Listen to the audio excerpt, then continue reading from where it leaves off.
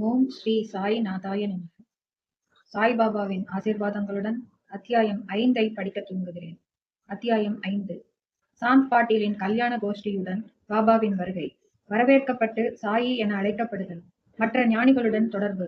அவருடைய உடையும் அன்றாட நிகழ்ச்சி நியதிகளும். பாதுகைகளின் கதை.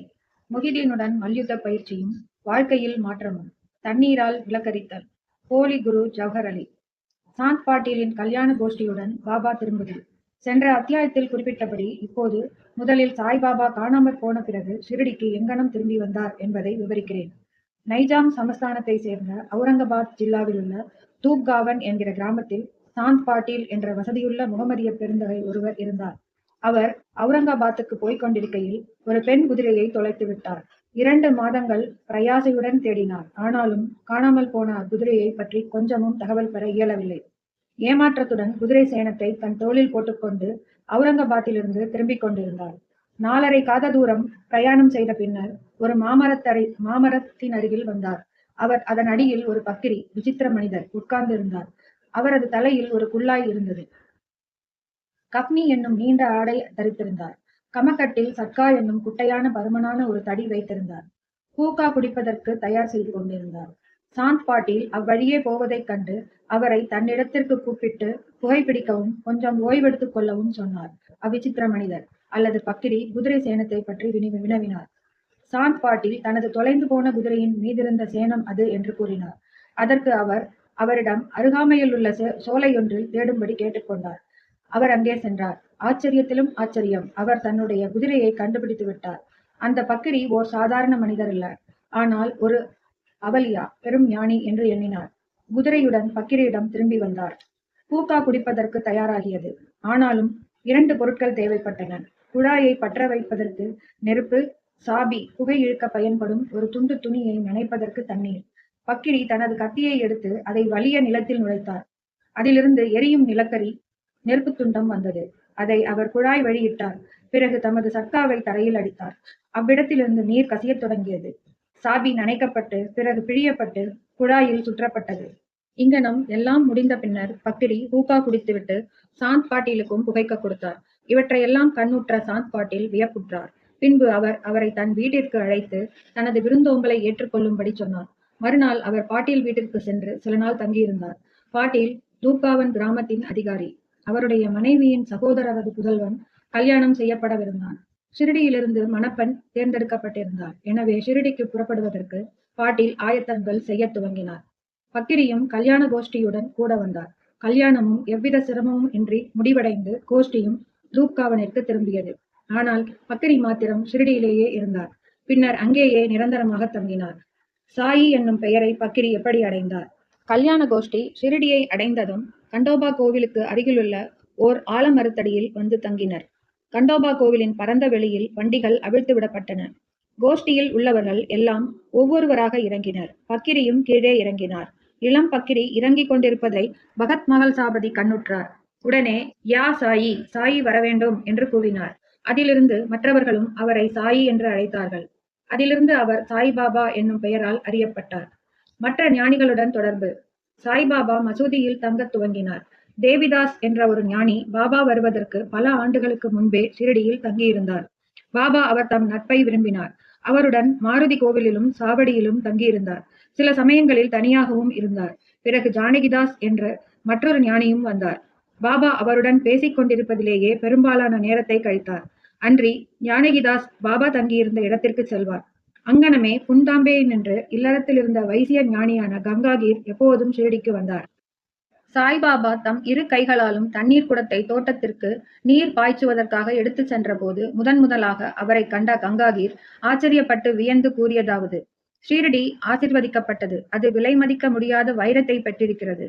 இம்மனிதர் இன்று தண்ணீர் சுமந்து கொண்டிருக்கிறார். ஆனாலும் அவர் சாதாரண மனிதர் அல்ல. இந்நிலம் ஷீரடி அதிர்ஷ்டமும் புண்ணியமும் உடையதாதலின் அஃது ஓர் வைரத்தை பெற்றது. அங்கனமே ஏவலா மடத்தை சேர்ந்த ஆனந்தநாத் என்பவர் புகழ்பெற்ற ஞானியும் அக்கல்கோட் மகாராஜின் சீடரும் ஆவார். அவர் ஷீரடி மக்கள் சிலருடன் ஷீரடிக்கு வந்திருந்தார். அவர் சாய்பாபாவை தம்முன் கண்டபோது வெளிப்படையாக பின்வருமாறு கூறினார்: இது உண்மையில் விலை மதிக்க முடியாத ரத்தினமாகும். அவர் ஒரு சாதாரண மனிதர் போன்று தோன்றினாலும் அவர் ஒரு சாதாரண கல் அல்ல, ஒரு வைரக்கல். கூடிய விரைவில் நீங்கள் இதை உணர்வீர்கள். இதை கூறிய பின்னர் அவர் ஏவலாவுக்கு திரும்பிவிட்டார். இது சாய்பாபா இளைஞனாய் இருக்கும்போது சொல்லப்பட்டது. பாபாவின் உடையும் அன்றாட நிகழ்ச்சி நியதியும். சாய்பாபா இளம் பருவத்தில் தமது தலையில் முடி வளர்த்தார். தலைமுடியை ஒழுங்குபடுத்துவதே இல்லை. விளையாட்டு வீரனைப் போன்று அவர் உடையணிந்தார். அவர் ராகாதாவிற்கு சென்றிருந்த போது ஜெந்து, சாமந்தி, ஜாய், மல்லிகை, ஜூய், முல்லை ஆகியவற்றின் சிறிய புஷ்பங்களை கொணர்ந்து தரையை சுத்தப்படுத்தி காய்ந்த நிலத்தை கொத்தி அவற்றை நட்டு தண்ணீர் விட்டார். வாமன் தாத்யா என்னும் ஓர் அடியவர் அவருக்கு தினந்தோறும் 2 பானைகள் கொடுத்தார். இவற்றை கொண்டு பாபா தமது செடிகளுக்கு தண்ணீர் விடுவது வழக்கம். கிணற்றிலிருந்து நீர் இறைத்து மட்குடங்களை தாமே தோளில் தூக்கிச் செல்வார். மாலை நேரங்களில் மண்பானைகள் வேப்ப மரத்தடியில் வைக்கப்பட்டிருக்கும். அவை வெறும் பச்சை மண்ணால் செய்யப்பட்டு சுடப்படாத காரணத்தால் அங்கனம் வைக்கப்பட்ட உடனேயே உடைந்துவிடும். அடுத்த நாள் தாத்யா வேறு 2 புதுப்பானைகள் கொடுப்பார். இந்நிகழ்ச்சி 3 ஆண்டுகள் நடந்தது. சாய்பாபாவின் கடின பயிற்சி, உழைப்பு ஆகியவற்றினால் ஒரு பூந்தோட்டம் வளர்ந்தது. இந்த நிலத்தில் தற்போது பாபாவின் சமாதி மந்திர் என்னும் ஒரு பெரிய மாளிகை இருக்கிறது.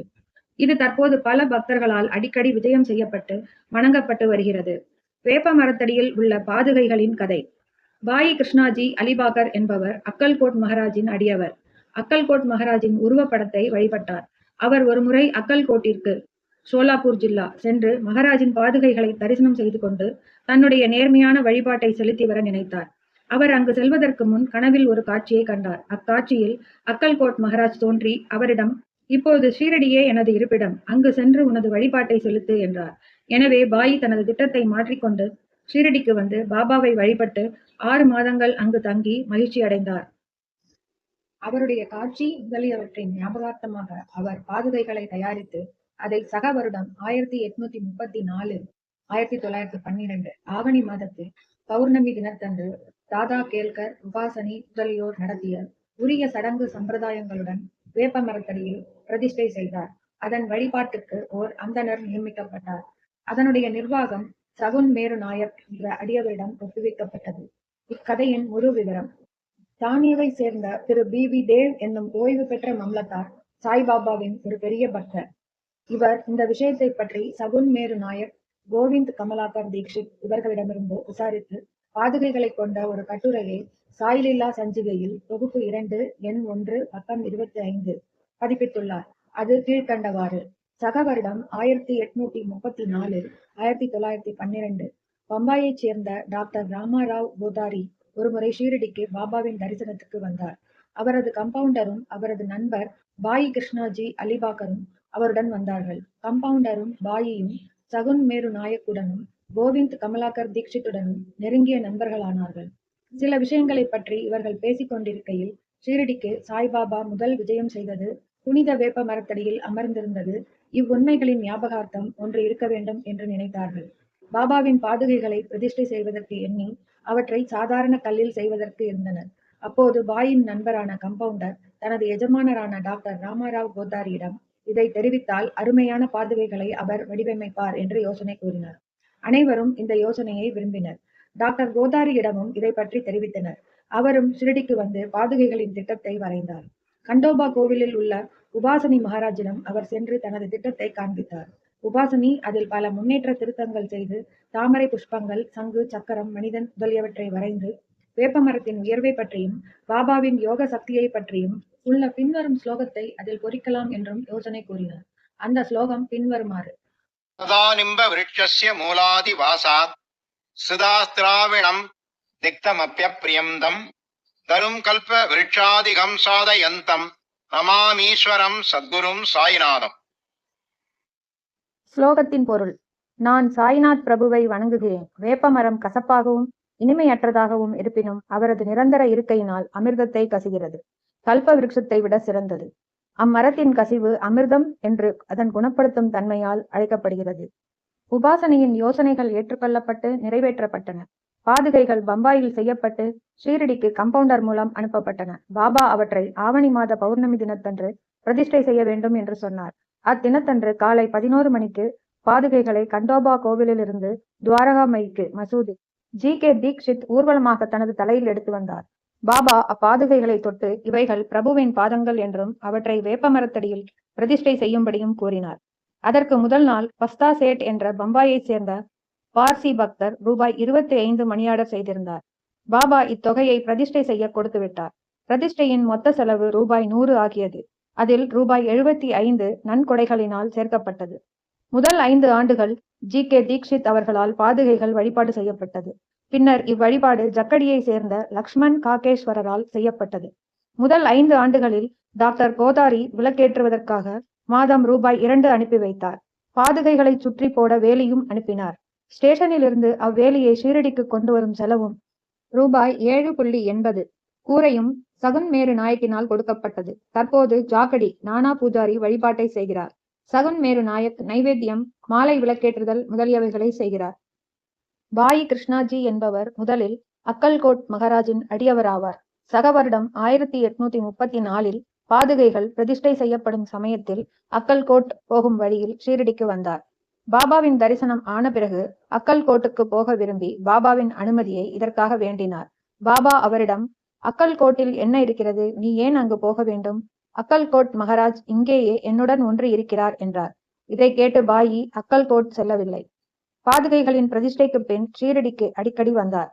ஹேமட் பந்திற்கு இவ்விபரங்கள் தெரியாதென்று B.V. தேவ் முடிக்கிறார். அவர் அங்கனம் அறிந்திருப்பாராயின் அதை தன்னுடைய சத் சரிதத்தில் சேர்க்க தவறியிருக்க மாட்டார். மொஹிதீன் தம்போலியுடன் மல்யுத்த பயிற்சியும் வாழ்க்கையில் மாற்றமும்.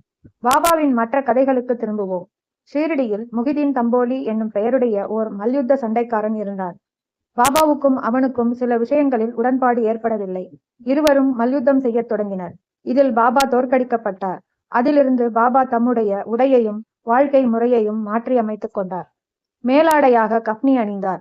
லங்கோடு இடுப்புப்பட்டை அணிந்து தன் தலையை ஓர் துண்டு துணியால் மூடினார். தம்முடைய ஆசனத்திற்கு ஒரு சாக்கு துணியையும் படுக்கைக்கு ஒரு சாக்கு துணியையுமே உபயோகித்தார். கிழிந்த கசங்கிய கந்தல் உடைகளை அணிவதிலேயே திருப்தி அடைந்தார். அவர் எப்போதும் ஏழ்மை அரசுரிமையை விட நன்று, இறைமையை விட மிக மிக நன்று, கடவுள் ஏழைகளின் நிரந்தர நண்பராவார் என்று கூறிக்கொண்டிருந்தார். கங்காகீரும் மல்யுத்தம் செய்வதில் மிக்க விருப்பமுள்ளவர். அவர் ஒரு முறை மல்யுத்தம் செய்யும் போது ஓர் ஆசையற்ற உணர்ச்சி அவருக்கு ஏற்பட்டது. அப்போது ஓர் குரல் அவரிடம் அவரது உடம்பை துறந்து கடவுளுடன் நிரந்தரமாக ஈடுபடும்படி கூறுவது கேட்டது. எனவே அவரும் சம்சாரத்தை துறந்து கடவுளை நோக்கி திரும்பினார். புன்தாம்பேக்கு அருகிலுள்ள ஒரு ஆற்றின் கரையில் ஒரு மடத்தை ஸ்தாபித்தார். சாயிபாபா மக்களுடன் கலந்து பேசுவதில்லை. அவரை யாராவது கேள்வி கேட்டபோது மட்டுமே அதற்கு பதில் கூறினார். பகற்பொழுதில் எப்போதும் வேப்பமரத்தடியிலேயே உட்கார்ந்திருந்தார். சில சமயங்களில் கிராம எல்லையில் வாய்க்காலுக்கு அருகிலுள்ள ஒரு ஆலமரத்தின் நிழலில் அமர்ந்திருந்தார். மாலை நேரங்களில் அவர் குறிக்கோள் இன்றி நடப்பது வழக்கம். சில நேரங்களில் நீம்காவன் போவார். அங்கு திரையம்பக் டேங்லேயின் வீட்டிற்கு போவார். பாபா அவரை மிகவும் விரும்பினார். அவரின் பாபா சாஹேப்பின் தம்பியான நானா சாஹேப்புக்கு 2வது திருமணம் செய்தும் குழந்தைகள் ஏதும் இல்லை. பாபா சாஹேப் நானா சாஹேப்பை பாபாவின் தரிசனத்திற்காக அனுப்பினார். சில காலத்திற்கு பிறகு பாபாவின் அருளால் நானா சாஹேப் ஒரு புதல்வனை பெற்றார். அதிலிருந்து சாய்பாபாவை பார்க்க மக்கள் கூட்டமாக திரண்டு வந்தனர். அவருடைய புகழ் பரவி அகமத் நகரை எட்டியது. அதிலிருந்து நானா சாஹேப் சந்தோர்கரும் கேசவ சிதம்பரம் மற்றும் பலரும் ஷிரடிக்கு வரத் தொடங்கினர். பாபா பகற்பொழுதில் தமது அடியவர்களால் சூழப்பட்டிருந்தார். இரவில் உதிர்ந்து கொட்டும் ஒரு பழைய மசூதியில் படுத்தார். பாபாவிடம் இந்த நேரத்தில் ஹூகா, புகையிலை, ஒரு டம்ளர், தகரடப்பா, நீண்ட கஃப்னி, தலையை சுற்றி ஒரு துண்டு துணி, ஒரு சட்கா, குச்சி முதலிய சிறு சிறு உடைமைகள் இருந்தன. இவைகளை எல்லாம் பாபா எப்போதும் வைத்திருந்தார். தலையிலுள்ள அச்சிறு துணி நன்கு முறுக்கப்பட்ட முடியை போல் இடது காதிலிருந்து முதுகில் தொங்கியது. இது பல வாரங்களாக துவைக்கப்படாதது. அவர் எவ்வித பூட்ஸோ காலனியோ அணியவில்லை. நாட்களின் பெரும்பகுதிக்கு ஓர் சாக்கு துணியே அவரின் ஆசனமாகும். ஒரு கௌபீனத்தை அவர் அணிந்திருந்தார். குளிரை விரட்ட எப்போதும் துணியின் புனித நெருப்பின் முன்னால் இடது கையை மரக்கட்டை பிடியின் மீது வைத்தவாறு தெற்கு நோக்கி அமர்ந்திருந்தார். அந்த துணியில் அகங்காரம், ஆசைகள், எல்லாவித எண்ணங்கள் ஆகியவற்றை காணிக்கையாக போட்டார். எப்போதும் அல்லா மாலிக், கடவுளே ஒரே உரிமையாளர் என்று கூறினார். எல்லா பக்தர்களும் வந்து அவரை தரிசித்ததும் அவர் அமர்ந்திருந்ததுமான மசூதியானது 2 அறைகளின் அளவே இருக்கும். 1912க்கு பிறகு ஒரு மாற்றம் நிகழ்ந்தது. பழைய மசூதி பழுது பார்க்கப்பட்டு ஒரு தாழ்வாரம் எழுப்பப்பட்டது. இம்மசூதிக்கு பாபா தங்க வருவதற்கு முன் தகியா என்ற இடத்தில் முஸ்லிம் ஞானியரின் இருப்பிடம் வசித்து வந்தார். அங்கேதான் பாபா கால்களில் சலங்கை கட்டி அழகாக நடனம் செய்து கொண்டு அன்புடன் பாடினார். தண்ணீரால் விளக்கரித்தல். சாய்பாபாவுக்கு விளக்குகள் என்றால் அதிக விருப்பம். அவர் கடைக்காரர்களிடமிருந்து எண்ணெய் வாங்கி மசூதியிலும் கோவிலிலும் இரவு முழுவதும் விளக்குகளை எரிய விடுவது வழக்கம். இது சில நாட்கள் நடந்து வந்தது. பின்பு எண்ணெய் இலவசமாக அளித்து வந்த வணிகர்கள் எல்லோரும் ஒன்று கூடி இனிமேல் எண்ணெய் கொடுப்பதில்லை என முடிவு செய்தனர். வழக்கம் போல் பாபா அவர்களிடம் எண்ணெய் கேட்க போன போது அவர்கள் எல்லோரும் தீர்மானமாக எண்ணெய் இல்லை என சொல்லிவிட்டார்கள். இதை கேட்டு குழப்பமடையாத பாபா மசூதிக்கு திரும்பி வந்து காய்ந்த திரிகளை விளக்குகளில் இட்டார். வணிகர்கள் மசூதிக்கு வந்து என்ன நடக்கிறது என்பதை ஆர்வத்துடன் கவனித்துக் கொண்டிருந்தனர். பாபா மிக கொஞ்சம் சில துளிகள் மட்டுமே எண்ணெய் இருந்த தகர குவளையை எடுத்தார். தண்ணீரை அதில் ஊற்றி குடித்தார். இவ்விதமாக அதை நிவேதனம் செய்த பிறகு தகர டப்பாவில் தண்ணீரை மறுபடியும் எடுத்து எல்லா விளக்குகளிலும் அதனையே நிரப்பி கொளுத்தினார். வணிகர்களுக்கு ஆச்சரியத்தையும் பயத்தையும் விளைவிக்கும்படியாக விளக்குகள் எரியத் தொடங்கின. இரவு முழுவதும் எரிந்து கொண்டிருந்தன. வணிகர்கள் தங்கள் செய்கைக்கு மனம் வருந்தி பாபாவிடம் மன்னிப்பு கேட்டுக்கொண்டனர். பாபா அவர்களை மன்னித்து எதிர்காலத்தில் அதிக உண்மை உள்ளவர்களாக இருக்கும்படி கேட்டுக்கொண்டார். போலி குரு ஜவஹர் அலி.